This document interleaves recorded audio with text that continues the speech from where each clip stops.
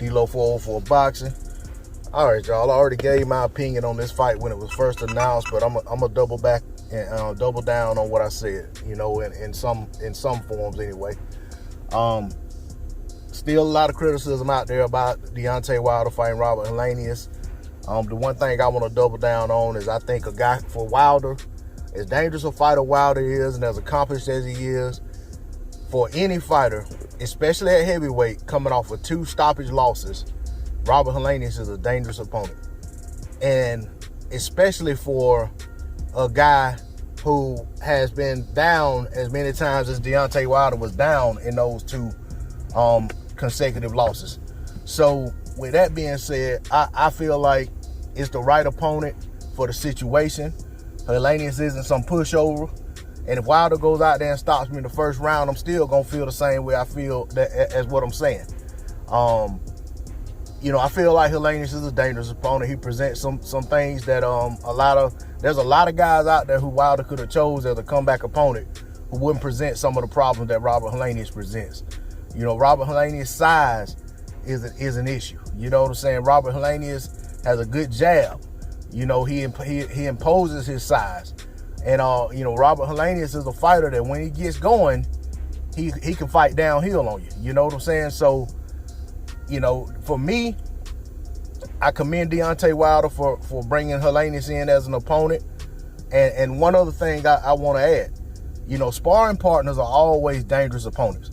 A lot of people look at that and say, oh, there's a sparring partner. You know, yeah, that's sometimes when guys bring a sparring partner in that they know they've been whipping on, and it's like, well, I'm going to bring this guy in as a reward for having been my sparring partner for all these years. You know, like I'll say, I don't think Canelo had any concern about fighting the boy Yildirim. You know what I'm saying? But we've seen what Yildirim was in the ring. You know, we got Helenius coming in off of 2 consecutive knockout wins.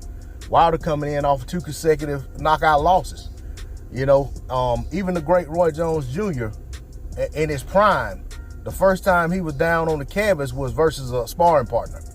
And he talked about that. Like, you know, he's like, yeah, that's why it's dangerous to fight sparring partners, because they know what to look for. They know the things that you do, and they find openings that other guys can't, and stuff like that. And, you know, of course, I'm not saying it verbatim. I'm just kind of surmising what I you know, summarizing what I felt like, you know, the way I heard it many years ago.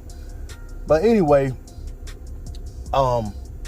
as for this fight, I think out the gate, Deontay Wilder needs to come out strong behind his jab. I don't think he needs to be in front of Helenius just as a stationary target, because Helenius can land the you know, looping shots as well as what Fury was able to land on him, behind the ear, side of the head, temple shots, whatever.